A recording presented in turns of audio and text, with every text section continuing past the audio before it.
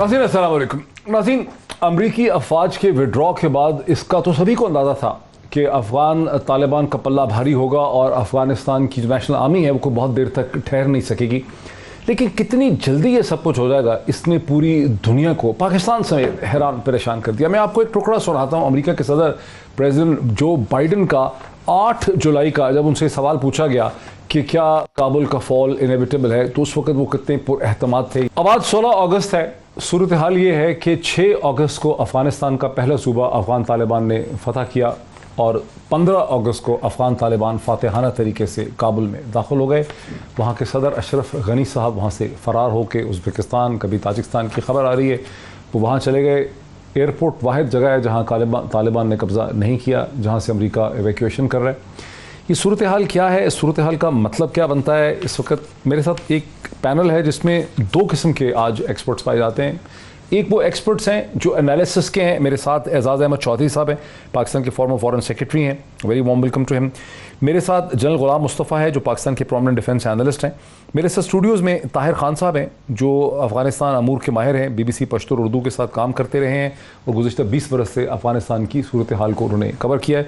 मुझे ज्वाइन कर सकेंगे अब्दुल्ला गुल साहब जो एक थिंक टैंक को हेड करते हैं और अफ़गान लीडरशिप के साथ उनके गुज़िश्ता चंद हफ्तों में बहुत ही करीबी ताल्लुकात रहे, बातचीत रही है, उस हवाले से हमें ब्रीफ कर सकेंगे। Very warm welcome to all my guest. सबसे पहले अगर मैं सबसे पहले सर डिफेंस मैटर से अगर मैं शुरू कर लूँ, जनरल मुस्तफ़ा साहब, जनरल गुलाम मुस्तफ़ा, ये अभी मैंने आपको जो टुकड़ा सुनाया अमेरिकन सदर जो बाइडन का, इसको मैंने कई दफ़ा देखा है। क्या ये मुमकिन है कि जो बाइडन इतनी ही गलतफहमी का शिकार थे, या कहीं ऐसा तो नहीं है कि उनको अपनी पब्लिक ऑडियंस इस किस्म की थी अमेरिका में कि उसके सामने ये एडमिट नहीं करना चाह रहे थे कि हमने अशरफ गनी और काबुल हुकूमत को रहमो करम पे, उनके अपने रहमो करम पे छोड़ दिया? क्या आपको समझ आती है? मेरा ख्याल है कि ये अमेरिकन सिस्टम का सबसे बड़ा फेलियर है। ये अमेरिकन इंटेलिजेंस सिस्टम का ले लीजिए, या जो उनका जो भी थिंक टैंक्स हैं, एनालिसिस जो भी कर रहे हैं, सबका बहुत बड़ा फेलियर है ये। और अमेरिकन को इसके साथ टू कम टू टर्म्स से बहुत टाइम लगेगा इसके। नहीं, आप ये समझते हैं जनरल साहब कि ये जेन्युइनली ये समझते थे कि काबुल 6, 7, 8 महीने होल्ड कर सकेगा? ये जेन्युइनली अमरीकी वजारत दिफा, इंटेलिजेंस, थिंक टैंक्स, अमरीकी सदर ये वाकई समझते थे? जी, क्योंकि 2 चीजें देखिए ना, इन्होंने इतना पैसा लगाया था, उसके बाद इन्होंने इसको यहां से निकलने का फैसला किया था। फिर जब ये बात करते हैं कि हमारा ख्याल था कुछ देर होल्ड कर लेंगे, ये उनको यही तो यकीन तो था कि तालिबान विल प्रिवेल अल्टीमेटली, लेकिन उनको ये भी था कि हमें इतना टाइम मिल जाएगा कि हम निकल जाएं, उसके बाद यहां पर खाना जंगी शुरू हो जाए, खून खराबा शुरू हो जाए। ये वो चाह रहे थे, जिसमें कामयाब नहीं हुए वो, और ये वो फेलियर है जो मेरा ख्याल है अमेरिकन को हर्ट करेगा। ये वो फेलियर है जो अमेरिकन को हर्ट करेगा। इस पर मजीद बात करते हैं। मुझे अब्दुल्ला गुल साहब ने भी ज्वाइन किया। अब्दुल्ला गुल, आपकी चूंकि बहुत ज़्यादा मुलाकातें रही हैं, बहुत ज़्यादा राब्ते रहे हैं अफगान तालिबान की लीडरशिप के साथ, इस वक्त भी मैं देख रहा हूं कि BBC बात कर रहा है कि एक ट्रांजिशनल गवर्नमेंट जो है वो बन सकती है, एक इंटरम सेटअप जो है उसको बनना चाहिए। क्या अब कोई इंटरम सेटअप या ट्रांजिशनल सेटअप, जबकि मुल्ला बरादर का ऐलान कर दिया गया है कि वो सदर होंगे, अमीर होंगे इमारत अफगानिस्तान के, कुछ चांस है कि यहां पर कोई ट्रांजिशनल सेटअप बन सके, इंटरम सेटअप बने? बिस्मिल्लाहिर्रहमानिर्रहीम। डॉक्टर साहब बहुत शुक्रिया। देखें, मैं नहीं सोचता कि कोई इंटरम सेटअप बनने के लिए ये तमाम जंग उन्होंने लड़ी तालिबान ने, और जिस तरीके से उनको पब्लिक सपोर्ट हासिल है, और आपको मालूम है कि एक बड़ी तवील दास्तान है, जब अमेरिकन आए इन्वेड किया तो उस टाइम पे सिर्फ तालिबान वो वाहिद कुव्वत थी जिन्होंने रेजिस्टेंस शो की। यानी कि जो पब्लिक सेंटिमेंट जो कि अफगान कौम जो कि एक फिरोशियसली इंडिपेंडेंट नेशन है, उसको ना ही उस टाइम पे हिकमत यार साहब ने रेजिस्टेंस दी, ना ही मसूद साहब के जो लोग थे उन्होंने रेजिस्टेंस दी, ना इस्माइल खान, ना दीगर किसी ने भी रेजिस्टेंस नहीं दी। नतीजा यह हुआ कि अवाम और नास के दिल के अंदर तालिबान की बहरहाल एक मॉरल अथॉरिटी जो थी वो कायम थी, और इसी तरीके से उनका जस्टिस सिस्टम और उनका गवर्नेंस सिस्टम जो है, आपको मालूम है डॉक्टर साहब कि उनके शैडो गवर्नर्स वगैरह मौजूद रहे। इवन अमेरिका आ गया उसके बाद तक उनके जो टिल डेट उनके governance system, judicial system intact था। था। और पब्लिक सेंटिमेंट और सपोर्ट जो है वो आपने देख ली कि स्विफ्टली उन्होंने इस सारे अफगानिस्तान के ऊपर कब्जा किया और काबुल विदाउट ब्लडशेड जो है वो उन्होंने फॉल करवाया। तो क्या आपका क्या ख्याल है, ये इंटरिम गवर्नमेंट के लिए उन्होंने सारा किया, क्या ये किसी और को ला के बिठाने के लिए किया? I have my serious doubts doctor साहब, ऐसा पॉसिबल नहीं है। It is out of question. BBC वगैरह यकीनन ट्विस्ट दे रहे हैं, आपको मालूम है कि western media how they twist the words, लेकिन जो ग्राउंड रियलिटीज़ हैं आप उनको कभी भी जो है वो इग्नोर नहीं कर सकते। जस्ट लाइक कि अमेरिका जो है वो ग्राउंड के ऊपर उसको बैटलफील्ड में शिकस्त हुई है। और ये भी एक अजीब तारीख का मौजज़ा है कि दुनिया की सबसे बड़ी एयरफोर्स जो थी वो एक ऐसे लोगों से हारी जिनके पास जहाज़ भी एक नहीं मौजूद था। तो ये losers can't be choosers at this time. I do not see that कोई वहाँ इंटरिम गवर्नमेंट आएगी या कोई और काम करेगा।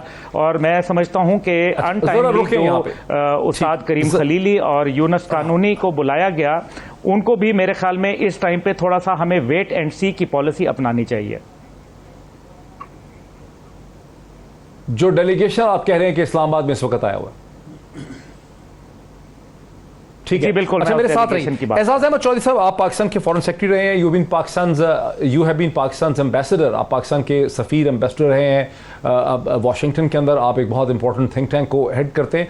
पहला मेरा सवाल आपसे क्विकली ये है कि क्या ये शिकस्त और इतना जो सेटबैक और रिवर्सल है अमेरिका को और मगरब की अस्करी और सियासी हिकमत अमली को, ये इतना ही शदीद है रियल टर्म में, प्रोफेशनल टर्म्स में, जितना कि हमें महसूस हो रहा है इस वक्त देखने में कि ये असेसमेंट कर रहे थे कि 6 महीने साल बैठेंगे, इतनी बड़ी फौज है, 3 लाख फौज है, $2 ट्रिलियन खर्च किए, और वो सारा कुछ जो था वो हफ्ते 8 दिन में ही मेल्ट हो गया पहले सूबे से। ये इतना ही बड़ा सेटबैक है जितना हमें देखने में नजर आ रहा है?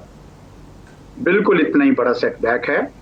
और इस वक्त अगर आप अमेरिकी मीडिया देखें और जो बाइडन के ऊपर जो क्रिटिसिज्म आ रहा है, तनकीद हो रही है तमाम रिपब्लिकन्स की तरफ से, इवन अपने कुछ डेमोक्रेट्स की तरफ से, वो इस कदर ज्यादा शदीद है कि जो बाइडन साहब जो हैं उनके लिए इसमें कोई शक नहीं है कि बेतहाशा हजीमत हुई है। आपने खुद उनका बयान भी सुनवाया, लेकिन हकीकत यही है कि कोई भी शायद ये नहीं एक्सपेक्ट कर रहा था कि सिर्फ 8 से 10 दिन के कलील अरसे में तो एक किस्म का, यानी मैं समझता हूँ कि एक पॉलिटिको मिलिट्री विक्ट्री हुई है। It's not a military victory, it's a politico military victory, क्योंकि तालिबान ने तो इतनी फाइटिंग तो की नहीं है, वो तो पॉलिटिकली नेगोशिएट करके कर रहे हैं। तो मेरा ख्याल है कि बिल्कुल अमेरिकन के लिए एक साइगोन मूवमेंट ही तकरीबन बन गई है। बहुत हजीमत का मकाम है और उसका वहाँ पे बहुत ज़्यादा जागजी वो है। उसके कुछ रिएक्शंस होंगे, वो एक अलग बात है कि अब वो क्या करेंगे। साइगोन मूवमेंट, वो वैसे वो बहुत साइगोन के लफ्ज से वो बहुत नाराज होते हैं। आपने देखा ये सवाल पूछा गया है, इस पे बड़ा टोनी ब्लिंकन ने इस पे बड़ा शदीद रद्द अमल किया है। उन्होंने कहा कि कोई इसको साइगोन से, वियतनाम से कंपेयर नहीं कर सकता, इसमें जमीन आसमान का फर्क है। जी, वो कहते रहे, लेकिन लोगों ने तो तस्वीरें लगाई हुई हैं यहाँ काबुल की भी और साइगोन की भी। तो ठीक है, हमें उनको उनकी हजीमत में शरीक नहीं होना चाहिए, इसमें कोई शक नहीं है। अमेरिका अगर ये फैसला किया है कि उसने वापस गया तो चले, ठीक है, उन्होंने अपने फैसले पे अगर कायम है तो जरूर कायम रहे। बल्कि वो ये भी कहते हैं कि हमारे ऑब्जेक्टिव्स जो अलकायदा के हवाले से वो हल हो चुके थे, तो बहुत अच्छी बात है। असल में बात यह है कि अब आगे क्या होगा और तालिबान जो हैं क्या वो अपना जो उन्होंने रवैया अभी तक एक बड़ा, मैं समझता हूँ कि प्रैग्मेटिक अप्रोच रखी है, क्या वो इसको कायम रख सकेंगे? और अगर वो रख सकेंगे और एक इंक्लूसिव गवर्नमेंट बना सकेंगे तो देखेंगे आपके ये फिर वो इनकी ट्रेजेक्ट्री शुरू होगी सही वाली। अदरवाइज वो भी बहुत बड़े इम्तिहान के लिए तैयार रहे, वो भी और हम भी। अच्छा। क्योंकि ये बड़ा बहुत बड़ा इम्तिहान है, बहुत बड़ा इम्तिहान है। मेरे साथ रहिए जी सर मेरे साथ रहिए ज़रा। मैं ताहिर खान साहब, आपने बहुत 20 बरस आपने अफगानिस्तान को कवर किया, उस पर लिखा, BBC पश्तो के लिए, BBC उर्दू के लिए ट्रैवल करते रहे, वहाँ पे लोगों को मिलते रहे। इस वक्त पहला मेरा सवाल ये है, इस वक्त सिचुएशन क्या है? अफगान तालिबान हर जगह बैठे हैं, वो इसे कहते हैं सदारती महल के अंदर भी बैठे हैं, एयरपोर्ट उन्होंने खुला छोड़ दिया है, लेकिन गवर्नमेंट एडमिनिस्ट्रेटिव लेवल पे उनकी नहीं है, क्योंकि कंट्रोल वो फिजिकली करते हैं। क्योंकि मैं टिकर देख रहा हूँ बीबीसी पे कि वो कह रहे हैं कि ट्रांजिशन जल्दी कर दी जाए। इसका मतलब वो खुद एक्सपेक्ट कर रहे हैं कि एक पावर ट्रांजिशन होनी है। तो पावर ट्रांजिशन की कानूनी हैसियत क्या है एक, और फिर ये है कि जो एजाज चौधरी साहब ने कहा है कि बहुत बड़ा इम्तिहान है, क्या ये एक इंक्लूसिव एक्सेप्टेबल गवर्नमेंट बना पाएंगे या नहीं? बहुत शुक्रिया आपका डॉक्टर साहब। मेरी नज़र में इंक्लूसिव गवर्नमेंट का इम्कान अभी नहीं है। अच्छा, बिल्कुल भी नहीं है। और आप देखेंगे चंद दिनों में, अभी मैं जब आ रहा था आपके प्रोग्राम में तो तालिबान से पूछा तो मुल्ला शेख अबतुल्ला का बयान तैयार हो रहा है। उन्होंने अपने जो तालिबान में एक और भी है शियूखीन जिसको कहते हैं, जो क्या कहते हैं उसको? शेख नहीं होता, शेख तो उनका एक ग्रुप है, ठीक है, शियूख का, जो उसमें जो मजहबी स्कॉलर हैं, ठीक है, टॉप क्लास के, उनका एक अलग एक है फोरम। तो वो उन्होंने अभी एक शेख से बल्कि मेरी बात हुई तो उसने कहा कि उससे भी राय मांगी थी कि वो क्या पॉलिसी ऐलान करे, तो हर एक ने राय दी है। तो आप देखेंगे तालिबान की मेंटालिटी को समझना चाहिए। वो किसी को ट्रस्ट नहीं करते, वो किसी को कबूल नहीं करते, ठीक है। ये उनकी अच्छाई है इस दफ़ा कि उन्होंने माजी की तरह 1996 की तरह यूनाइटेड नेशन के कंपाउंड में नहीं गए कि डॉक्टर नजीब को निकाल कर 22 समेत उसको हैंग करें। वो भी तार से, वो भी तार से, मेटल की तार से, रस्सी से भी नहीं। हाँ, और फिर मज़ार शरीफ जाएं और वहाँ पर 11 ईरानियों की जान लें। ये तब्दीली थोड़ी सी है कि हिकमतयार, ये थोड़ी सी है, ये खासी बड़ी है। उनका ये कहना कि थोड़ी है हिजाब पहने तो स्कूल कॉलेज जा सकती हैं, काम कर सकती हैं, सब कुछ। तो सुहेल शाहीन ने फ़ोन किया बीबीसी। आज काबुल में मैंने अभी आज 2-3 सहाफ़ियों से पूछा कि कोई खातून आज किसी भी दफ्तर नहीं गई। तालिबान का बैन, इवन CNN की कॉरेस्पॉन्डेंट काली, हाँ, उसने तो बल्कि मुझे बुर्का पहन के कर रही थी कॉरेस्पॉन्डेंट। तो मेरी तुलू में बात हुई, तुलू टीवी में, उसमें बहुत ख़वातीन, कोई नहीं गई। तालिबान का बैन है दफातर, वो एक खौफ है और वो इंतज़ार में है कि तालिबान की पॉलिसी क्या थी। तालिबान ने अभी तक पॉलिसी का ऐलान नहीं, क्योंकि उनके लिए एक चैलेंज ये है, आज जलालाबाद में हिकमतयार के दफ्तर पे हमला हुआ है। अच्छा जी, और वहाँ पे उनके जो मुहाफिजीन हैं उनसे असलहा भी ले गए हैं और हिकमतयार की तस्वीर को तोड़ दिया है। मेरे पास वो मौजूद है। हिकमतयार खुद कहाँ पे है? काबुल में है। अच्छा, लेकिन उनकी मेहरबानी है, हिकमतयार और बुरहानुद्दीन रब्बानी साहब 1996 में मज़ार शरीफ चले गए थे, जब हालांकि तालिबान के जाने से पहले माहिफर एक इलाका है काबुल के करीब, वहाँ एग्रीमेंट हुआ था। पहले रब्बानी हिकमतयार को नहीं मान रहे थे। जब यहाँ नवाज शरीफ साहब के वो 1993 में मुआहिदा इस्लामाबाद हुआ था, जिसमें चूँकि डिफेंस मिनिस्टर मौजूद थे पहले से अहमद शाह मसूद, तो रब्बानी साहब तो चले गए क्योंकि वो जमीयत के थे। हिकमतयार को नहीं छोड़ा, वो चारासियाब गए, फिर लड़ाइयाँ हो गई आपस में। फिर बाद में जब दबाव बढ़ गया रब्बानी साहब पे, तो कि तालिबान बस वो जो दरवाजे पे पहुंच गए हैं, तो हिकमतयार और रब्बानी साहब दोनों मज़ार शरीफ चले गए थे। हालांकि मज़ार शरीफ में दोस्तन था, उसने वेलकम किया उसको, हिकमतयार को, हालांकि दुश्मन रहे हैं। तो इस दोस्तन कहाँ है? इस दोस्तन तो उज़्बेकिस्तान चले गए ना, वो दौड़ गए। हाँ, वो उनका बेटा पकड़ लिया इन्होंने। बेटे की पकड़ने की पहले खबर वो दुरुस्त नहीं थी। अच्छा, सही, वो दुरुस्त नहीं थी, तो उज़्बेकिस्तान में है। तो अब ये जो है मेहरबानी है तालिबान की, उन्होंने हिकमतयार को और करज़ई को, लेकिन ये तालिबान का इम्तिहान भी है कि वो इंक्लूसिव गवर्नमेंट की तरफ बाद में जाते, अभी नहीं जाएंगे, अभी नहीं जाएंगे, बिल्कुल नहीं जाएंगे। और नहीं, अभी स्टेटस क्या है? अभी हाँ, किसकी हुकूमत है?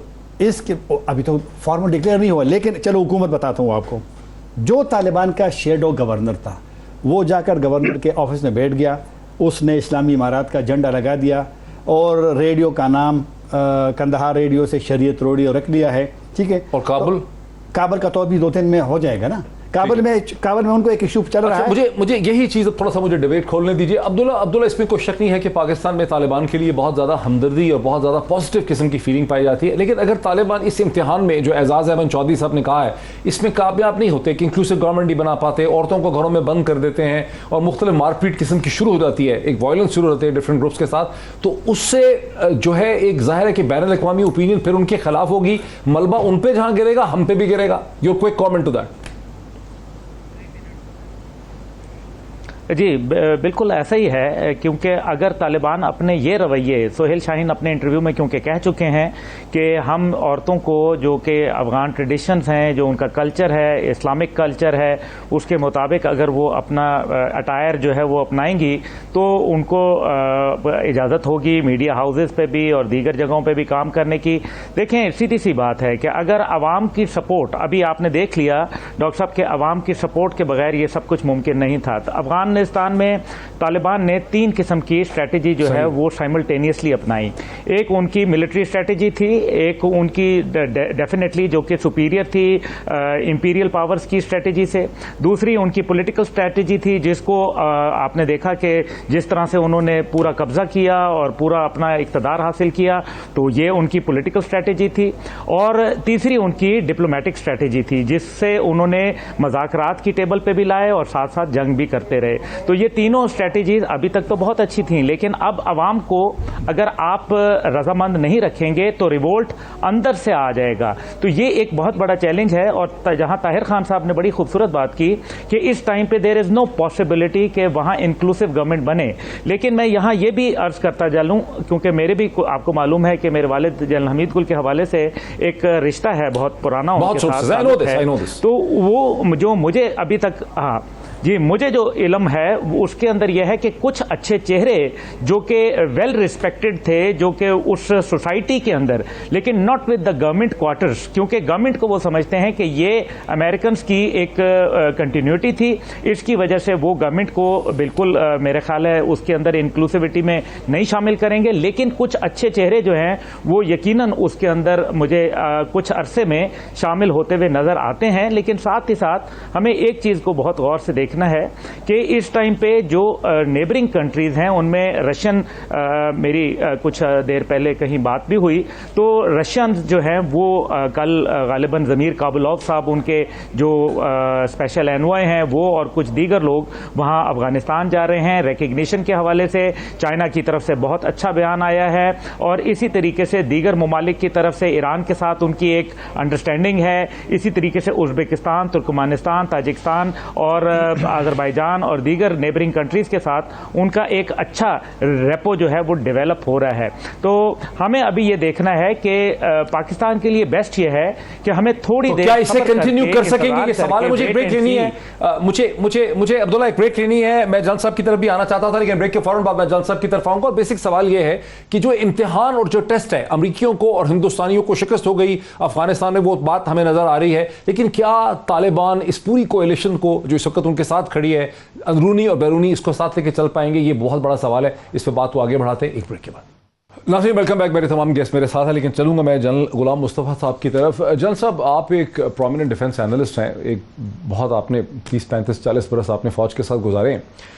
अफगानिस्तान में, काबुल में हिंदुस्तान को और अमेरिका को शिकस्त तो हो गई है, लेकिन तारीख में कोई हरफ़े आखिर नहीं होता। वो कोई यहाँ इंसानी हकूक़ के लिए, औरतों के हकूक़ के लिए, ये नेशनल बिल्डिंग के लिए तो नहीं बैठे थे। मुझे जो शक है, मुझे जो गुमान है कि यहाँ अमेरिका और हिंदुस्तान प्योरली स्ट्रेटेजिक रीजंस की वजह से यहाँ बैठे थे, अपने आप को स्ट्रेंथन कर रहे थे। वो स्ट्रेटेजिक रीजंस का ताल्लुक चीन के साथ था, पाकिस्तान से था, ईरान से था, सेंट्रल एशिया से था और रशिया से था।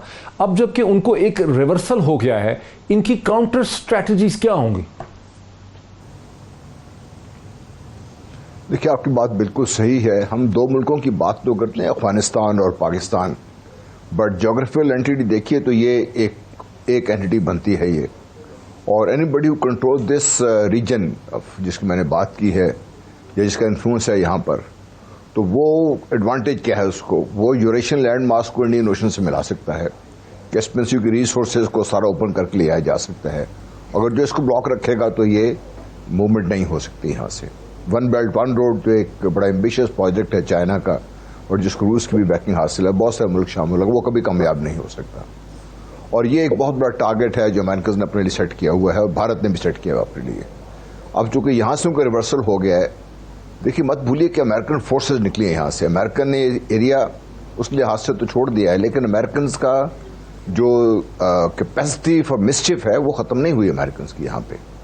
अफगानिस्तान में it's not going to be all hunky dory जो हम ये समझ रहे हैं कि फ्रॉम हियर ऑन सब कुछ ठीक हो जाएगा। तालिबान की अपनी ग्रोहबंदियाँ हैं, उनको यूनाइटेड रखना एक बहुत बड़ा चैलेंज है उनके लिए। तालिबान का उस इलाके में अमन और अमान को जल्दी से इस्टेब्लिश करना ये बहुत बड़ा चैलेंज है उनके लिए। और तालिबान का बहुत बड़ा चैलेंज ये है कि अभी बात कर रहे थे मेरे दोस्त कि ऑल इंक्लूसिव सेटअप दुनिया को दिखाने के लिए, ताकि एक्सेप्टेंस हो उनकी एट द इंटरनेशनल लेवल, वो बहुत ज़रूरी है। और ये इतना आसानी से उनको हासिल नहीं हो सकेगा, क्योंकि जब इस तरफ आएंगे अपने आप को दुनिया को एक्सेप्ट करवाना है उन्होंने, वो इतनी आसानी से एक्सेप्ट करेगा नहीं। बोरिस जॉनसन ने कल से ही कहना शुरू कर दिया है और वो अमेरिका के साथ मशवरे के बगैर ही बात कर नहीं सकता। यूएनएससी के इजलास हो रहा है अभी, वहाँ पे क्या रिजल्ट निकलता है वो हमें देखना है। तो चैलेंजेस बहुत बड़े हैं और अमेरिका इस रीजन को इस तरीके से छोड़ेगा नहीं, और इस रीजन में कोई ना कोई ऐसे काम वो करेगा कि अफगानिस्तान सेटल ना हो और पाकिस्तान भी सेटल ना हो, एक लेवल पर रखें ताकि ये जो प्रोग्रेस हम चाहते हैं इस खित्ते के लिए, और जो ईस्ट टू ईस्ट रिलेशनशिप से जो एक American super power status which is already on the decline over the हिल है, उसको बरकरार रख सके, तो ये हमें नहीं भूलना चाहिए। फिर एक चीज़ बड़ी हिस्टोरिकल फैक्ट है, मैं अपनी तरफ से बात करने का, जो rise and fall of empires है, when they are on the decline, तो उसको तो ब्लंडर्स करते हैं बहुत बड़े बड़े, और वो जो ब्लंडर्स हैं उनमें से एक ब्लंडर ये भी है कि जो ताकत का जो एक पावर की जो लिमिटेशन है वो नहीं समझते उनको। अब पावर की लिमिटेशन अगर वो नहीं समझते, उनका ख्याल यही है कि दे कैन बुलडोज और power they push their way through everything, तो हमें इसके लिए तैयार रहना चाहिए। इसके लिए सब दुनिया के जो इस खित्ते जो ममालिक हैं उनके लिए बहुत ज़्यादा इनको आपस में मिल के एक कॉमन प्लेटफॉर्म, एक जब तक नहीं बनेगा कॉमन, उनको एक रेजिस्टेंस नजर नहीं आएगा। इस चैलेंज को समझना पड़ेगा, इस चैलेंज को समझना पड़ेगा। मेरे साथ रहिए, मैं थोड़ा सा व्यूअर्स को भी इसमें लेके आऊं कि हमारे यहाँ एक बड़ी खुशी के शादियाने जो हैं बजाए जा रहे हैं कि अमरीकियों को एक बहुत बड़ी शिकस्त हो गई, लेकिन अमेरिका एक फिजिकल सेंस में अपनी मजबूरियों की वजह से वहाँ निकल गया है। उसके स्ट्रेटेजिक इंटरेस्ट में तब्दीली जो है वो नहीं आई, वो स्ट्रेटेजिक इंटरेस्ट वही है। एजाज अहमद चौधरी साहब, general Tariq Khan, general retired Tariq Khan जो पाकिस्तान की सेंट्रल कमांड को हेड करते रहे, जो इस इलाके में लड़ते भी रहे, उन्होंने एक बड़ा फॉर रीचिंग पीस लिखा है 2 दिन पहले, जो मैंने पब्लिश भी किया है और मैंने वो डिस्ट्रीब्यूट भी बहुत किया है। उसके अंदर उन्होंने बड़ी ख़तरनाक बात की है। उन्होंने कहा है कि पहले उन्होंने एनालिसिस किया कि भाई क्यों अमेरिकन फोर्सेस को लॉजिस्टिक स्ट्रेटेजिक रीजन से, लेकिन उन्होंने कहा असल मसला ये है कि अब अफगानिस्तान में चूँकि तालिबान को फतह हुई है, उस पर से एक आर्गूमेंट नेचुरली ये निकलता है कि जो ईमान वाले लोग हैं, जो एक इस्लामिस्ट फोर्सेस हैं, उनको एक सुपर पावर पर कामयाबी हो गई है। इसकी कुछ तो नेचुरल फ्लो है इस आर्गूमेंट की, कुछ इसको बाहर की ताकतें इस्तेमाल करेंगी पाकिस्तान के अंदर, और पाकिस्तान के अंदर जो मुख्तलिफ रिलीजियस डिनोमिनेशंस और ग्रुप्स हैं जैसे TLP है, उनको मदद की जाएगी ताकि वो यहाँ नारा मारें कि यहाँ पर भी इस्लामी निज़ाम और शरिया होना चाहिए। मकसद सिर्फ एक होगा, किसी एक्सटर्नल पावर को शरिया से और इस्लामी निज़ाम से इंटरेस्ट नहीं है। वो चाहेंगे कि पाकिस्तान के अंदर फसाद और कयास पैदा किया जाए, मुख्तलिफ डिनोमिनेशंस और ग्रुप्स को एक दूसरे से लड़ाया जाए, और वो ये वार्न करते हैं कि पाकिस्तान की हुकूमत को फौरी तौर पर स्टेप्स उठाने की ज़रूरत है ताकि ये चीज़ ना हो सके। जी, मैं ये समझता हूँ कि हमारे यहाँ ये रुझान है कि हम खींच तान के हर चीज़ अपने ऊपर ले आते हैं, खुद को विक्टिम साबित करते हैं और एक स्केयर सा पैदा कर देते हैं। देखिए, इसमें 2 बातें इस वक्त हुई हैं। पहली बात तो ये है कि हमारे लिए ये इत्मीनान होना चाहिए कि वो इलाका अफगानिस्तान का जिस पे हिंदुस्तान इतने अरसे से उसको इतनी सपोर्ट मिली हुई थी पाकिस्तान के खिलाफ इस्तेमाल करने के लिए, वो उसकी राहें मसदूद हुई हैं और हिंदुस्तान में इसकी खासी परेशानी है। दूसरी तरफ हमें ये करना है कि ये तालिबान जो हैं, ये नहीं, अब बिल्कुल आपकी बात सही है, ये शादियानी बजाने का टाइम नहीं है। तालिबान जो हैं उनका इस वक्त सबसे बड़ा मसला है लेजिटिमेसी का और रिकग्निशन का। अगर वो ये समझें कि वो उनको अगर अपने रवैये उन्होंने बदल लिए और वो इंक्लूसिव सेटअप की तरफ नहीं गए, तो फिर शायद तारिक खान साहब की बात सही साबित हो कि हाँ जी, यहाँ पे भी कुछ कुव्वतें जो हैं वो जोर पकड़ लेंगी पाकिस्तान में। लेकिन अदरवाइज मैं ये समझता हूँ कि तालिबान को पाकिस्तान की हुकूमत ने स्टैंड लिया और बहुत दुरुस्त स्टैंड लिया है कि एक इंक्लूसिव सेटअप की तरफ जाना चाहिए। मुश्किल हो भले, लेकिन तालिबान शुड रिकग्नाइज कि उनकी रिकग्निशन, उनकी लेजिटिमेसी उसी सूरत में हो सकेगी और स्टेबिलिटी भी उसी सूरत में हो सकेगी अगर वो एक इंक्लूसिव दूसरों को साथ लेकर चलते हैं। अगर वो नहीं लेकर चलें तो ये फिर ये वो याद रखें कि एक काउंटर क्वेश्चन ये है जो आपसे ही पूछा जा सकता है जी, वो काउंटर क्वेश्चन सर आपसे पूछा जा सकता है, जो रिकग्निशन है, मैं सुन रहा हूं कि रशियंस और चाइनीज तो शायद तालिबान की हुकूमत को रिकग्नाइज कर लें, लेकिन वेस्टर्न कैपिटल्स में ये गौर हो रहा है कि हम ना करें, अमेरिका, बरतानिया और जो उनके साथ हैं फ्रांस वगैरह वो ना करें। कुछ आपको क्या समझ आ रहा है, ये रिकग्निशन का क्या होगा, लेजिटिमेसी का, डिप्लोमेटिक रिकग्निशन का? मेरे ख्याल में सारे इस वक्त असेस कर रहे हैं और मैं तो यही चाहूंगा कि हमारी हुकूमत चीन और रूस और ईरान और सेंट्रल एशियंस के साथ कोऑर्डिनेट करके एक पोजीशन बनाए, लेकिन ये हकीकत में आपको बताऊं क्या इवन हमारी हुकूमत ना चीन ना रूस कोई भी नहीं कर सकेगा अगर तालिबान ने एक इंक्लूसिव सेटअप की तरफ ना गए, क्योंकि अदरवाइज अगर ये इसी तरह उन्होंने अपना रवैया जो है थोड़ा और सख्त कर लिया तो मुझे ये डर है कि वेस्टर्न गवर्नमेंट्स जो हैं उनके हाथ में अभी भी बहुत बड़ा एक लेवर है कि ये अभी तक ये यूएन की सैंक्शंस लिस्ट में है। चले यूएन की सैंक्शंस लिस्ट को छोड़ें, डी लिस्टिंग तो दूर की बात है, अमेरिकन बायलैटरल सैंक्शंस भी लगा सकते हैं अपनी तरफ से। इस वजह से ये जनरल साहब की गुलाम ठीक थी कि अमेरिका की कैपेसिटी टू हर्ट ज्यादा है। हमें तालिबान को बड़ी साउंड एडवाइस देनी चाहिए कि यूलोजाइज ना करें, इसको उस तरह सेलिब्रेट ना करें, बल्कि एक स्टेबिलिटी का मौका है, अफगानिस्तान में अमन लाने का मौका है और वो एक इंक्लूसिव सेटअप से ही आएगा।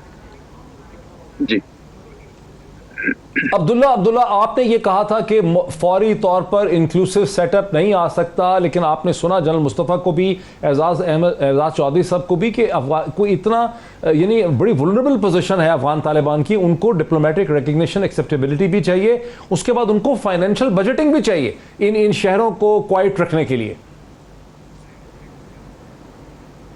जी बिल्कुल डॉक्टर साहब, ये बात सही है। अब्दुल्ला कह दिया मैंने, अगर आपको याद है कि कोई बात नहीं, आप अब्दुल्ला भी आजकल पॉपुलर है, वो भी हमारा दोस्त था, एक ज़माने में हम इकट्ठे रहते थे। लेकिन बहरहाल मकसद ये है कि रिकग्निशन की जहाँ तक बात है तो मैं आपको बताऊं, बड़े मज़े की बात है कि मेरे वालिद साहब और मैं दोनों अहमद शाह मसूद के पास मेहमान थे और उस टाइम पे ये सिर्फ अब्दुल्ला हुआ करते थे या बाद में अब्दुल्ला हुए।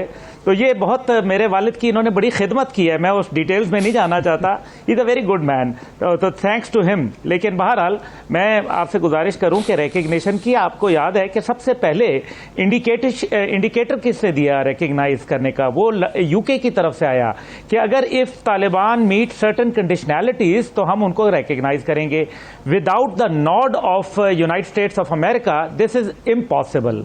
तो ये डॉक्टर साहब, इसको मुझे क्योंकि मालूम है कि हाउ MI6 इज बिहेविंग और उनके साथ वो क्या कोऑर्डिनेशन में चल रहे हैं, तो उनका एक जाहिर है वहाँ इंटरेस्ट तो मौजूद है, क्योंकि और कुछ भी ना हो तो चाइना का जो इंटरेस्ट है और जो चाइना का बेल्ट एंड रोड इनिशिएटिव जिसका जनरल गुलाम मुस्तफ़ा साहब ने जिक्र किया, हमारे सफ़ीर साहब ने भी इसको बहुत अच्छी तरीके से जानते हैं।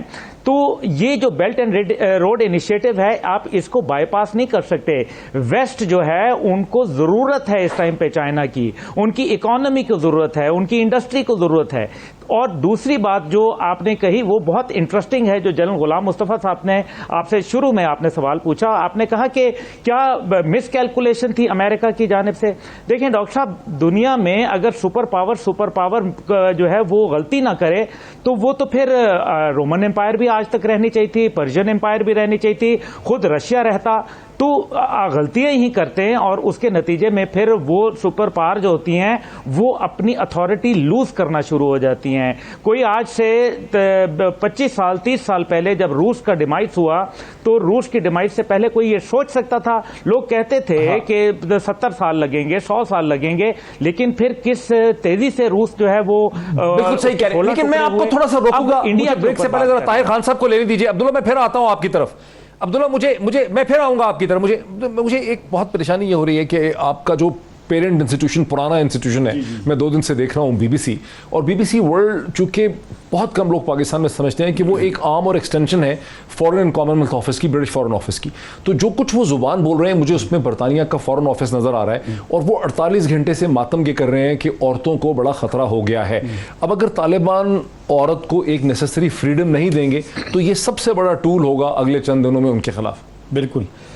मेरे ख्याल में आज सुबह ये मोहम्मद सादिक साहब की ब्रीफिंग हुई थी कुछ सहाफ़ियों को, मैं तो नहीं गया था, लेकिन मुझे बताया गया है कि उन्होंने भी ह्यूमन राइट्स के हवाले से तालिबान को कन्वे किया है, और कंसर्न तो बिल्कुल रहेगी। लेकिन वक्त से पहले आप अब 2 दिन में कैसे डॉक्टर साहब हम अंदाज़ा लगा सकते हैं कि तालिबान ने पाबंदी लगा? और ये जो मीडिया की आपने बात की ना, वेस्टर्न मीडिया की, ज़ाहिर बात है उनका एक अपना नैरेटिव तो शेप कर रहे हैं पूरी दुनिया में, वो कर रहे हैं। ये जब वो तो इन्वेजन कह रहे हैं, आपने टर्म सुनी? नहीं, इन्वेजन तो इसलिए नहीं है, वो इन्वेजन कह रहे हैं, वो अमेरिका के इन्वेजन को इन्वेजन नहीं कह रहे, वो तालिबान की फतह को। अभी तक किसी भी मुल्क ने, अमेरिका, फ्रांस, बरतानिया, किसी ने मजम्मत नहीं की तालिबान के अंदर जाने की। हाँ, मजम्मत नहीं की, ऑफिशियल नहीं की, मीडिया की नहीं, मीडिया तो खैर वो छोड़ दे। और इसलिए नहीं की, तालिबान ने सुबह बयान दिया सुबह कि हमारे लोग पहुंच गए लेकिन हमने उसको काबुल जाने से मना किया है और पीसफुल हैंड ओवर हमने उससे रिक्वेस्ट की, तजवीज़ दी है। लेकिन जब शाम को उनको मालूम हुआ कि सदर साहब भी नहीं है, वज़रा भी गायब है, सिक्योरिटी भी नहीं है, तो फिर तो काबुल में तो लूट मार होनी थी। सोले किधर है कि वो तो पंशेर की आज उसकी तस्वीर आई है। हाँ। तो फिर तालिबान की मजबूरी बन गई दाखिल होने की, तो इसलिए कंडेम नहीं किया किसी ने उसको। हाँ, फोर्सिबली जाते और वहाँ पर किसी को पकड़ते और फिर मुमकिन है कि पाकिस्तान भी कंडेम करता उसको, तो लिहाजा ऑप्शन नहीं था उसकी। तो अब थोड़ा वेट तो करना पड़ेगा, थोड़ा वेट करना पड़ेगा। लेकिन ये जो इंटरनेशनल नैरेटिव है इसको कैसे हैंडल करेंगे उसको? वो तो फिर जिम्मेदारी तालिबान की बनेगी ना कि वो उनको दिखाएं कि हाँ हम तो ह्यूमन राइट्स का भी ख्याल कर रहे हैं, ख़वातीन दफातर में जा रही है, और तो फिर चाहे वो बुरका लेके जाएं, चाहे वो हिजाब लेके जाएं, जैसे ईरान में है। जैसे इंशाल्लाह आपको किसी दिन काबुल ले भी जाएंगे। काबुल में स्कार्फ, अगर लिबरल फैमिली भी है, लिबरल स्कार्फ तो है, तो क्या हिजाब 100% ईरान की तरह हिजाब के साथ औरतें काम कर सकेंगी? ईरान में तो औरतें काम अभी तो कर रही है। अच्छा, वहाँ पर होटलों में भी आप जाए तो खवातीन वहाँ आपको रिसेप्शन पे काबुल में मिलेगी। हाँ ठीक है। तो लिहाजा मैं तो अमेरिकी कंट्रोल काबुल में गया हूँ 2-3 दफा, वो तो डिफरेंट था, मैं इसकी बात कर रहा हूँ। तो बस अब तो यही तो तालिबान को सोचना पड़ेगा कि इन्होंने अपने ऊपर। ब्रेक लेते हैं, it's a very interesting discussion. एक ब्रेक लेते हैं, ब्रेक के बाद इस डिस्कशन को कंक्लूड करते हैं आफ्टर द ब्रेक। नाज़रीन वेलकम बैक। ये बहुत ही दिलचस्प और बड़ी फास्ट पेस डिस्कशन है, मैं तेजी से इसको वाइंड अप करना चाहूंगा। एजाज साहब, मैं आपकी तरफ आता हूं शुरू करते हुए। आपने सुना कि ताहिर खान साहब ने वक्फे से पहले ये कहा कि दुनिया के साथ जो नैरेटिव शेपिंग का चैलेंज है वो तालिबान की जिम्मेदारी है। लेकिन मैं ये देख रहा हूं कि सारा मलबा जो है वो आधा तालिबान, ऐसा लग रहा है कि उसको अगर बीबीसी को आप सुने, खास करके बीबीसी को, तो वो ऐसे दिखा रहे हैं जैसे तालिबान हमारे बगल बच्चे हैं और हमें उनकी जिम्मेदारी लेनी है। बार बार ये कहा जा रहा है कि पाकिस्तान पाकिस्तान पाकिस्तान। हमने क्या करना है? जी, मेरा ये ख्याल है कि हम तालिबान को दुरुस्त एडवाइस दें, हम उस नैरेटिव में बिल्कुल ना फंसें। बरतानिया और अमेरिका जो मर्जी कहते रहे, हिंदुस्तान भी जो मर्जी कहता रहे, हमारे इस खित्ते में पाकिस्तान, चीन, रूस, ईरान, तुर्की, हम सब एक ज़बान बोल रहे हैं, सेंट्रल एशियंस भी एक ज़बान बोल रहे हैं, विच इज़ कि अफगानिस्तान को स्टेबल होना चाहिए, अफगानिस्तान में पुरअमन होना चाहिए। अगर ये पुरअमन नहीं होगा तो ये तालिबान की विक्ट्री का कोई फ़ायदा नहीं। इसलिए तालिबान को ये हमारी तरफ से ये पैगाम पब्लिकली और प्राइवेटली ये जाना चाहिए कि आप इसको स्टेबल करें, और स्टेबल तभी होगा आप सबको साथ लेकर चलें। अदरवाइज ये ब्लेम जो है ना, ये सिर्फ तालिबान पर नहीं आएगा, हम पे भी आएगा। और उस ब्लेम से ज्यादा जो है ना, मुझे फिक्र है वहाँ की स्टेबिलिटी की। स्टेबल होना जरूरी है, उनका पुरअमन होना जरूरी है। ये जितनी कनेक्टिविटी है, जितनी इकोनॉमिक लिंकेजेस है, जितना ये extension of CPEC to Afghanistan है, ये सब का सब पाइप ड्रीम रह जाएगा अगर वहाँ पे स्टेबिलिटी ना हुई। इस वजह से मैं ये कह रहा हूँ कि तालिबान को जो उन्होंने रविश ली है, अच्छी रविश ली है, लेकिन मेरे ख्याल में अगर वो इसी रविश पे चले, खवातीन के हवाले से, उनके हकूक के हवाले से, बाकी तमाम चीज़ों के साथ जो प्रैग्मेटिक अप्रोच दी है, हमारी गवर्नमेंट को चाहिए कि उनको एडवाइस करें कि आप इंक्लूसिव रखें, सेटअप ब्रॉड बेस रखें, साथ लेकर चले, आप लीड करें लेकिन साथ लेकर चले लोगों को। जी अच्छा जनरल मुस्तफ़ा, मैंने ये कमेंट एक सुना, एक बहुत इंटरेस्टिंग, मैंने इंटरव्यू किया, उसमें एक बहुत इंटरेस्टिंग कमेंट था कि Afghans are good fighters but they not necessarily discipline good soldiers. अब इशू है कि एक उन्होंने फतह तो ले लिया, लेकिन अब गवर्नेंस का इशू है, एक आर्मी खड़े करने की बात है। और ये भी बात हमारे सामने आ गई अफगान नेशनल आर्मी के हालात देख के कि फ़ौज जो है वो एक इंस्टीट्यूशन बनाना बड़ा मुश्किल काम होता है। उसको हथियार दे दें, ट्रेनिंग दे दें, पैसा दे दें, उससे फ़ौज नहीं बनती। अब गोइंग फॉरवर्ड अफगानिस्तान जो तालिबान है वो क्या एक आर्मी खड़ी कर सकेंगे, क्या एक स्टेट चला सकेंगे, क्या एक गवर्नेंस का मॉडल प्रोवाइड कर पाएंगे? देखिए, जो मेरी इतलात हैं और थोड़ी बहुत इंफॉर्मेशन मिलती रहती है अफगानिस्तान से, इस दौरान तालिबान खाली नहीं बैठे रहे। लड़ाई का फील्ड तो एक था जिसमें वो लोग मसरूफ थे उसमें, लेकिन दूसरी तरफ से उन्होंने अपने आप को इस स्टेज के लिए तैयार किया हुआ है काफ़ी हद तक।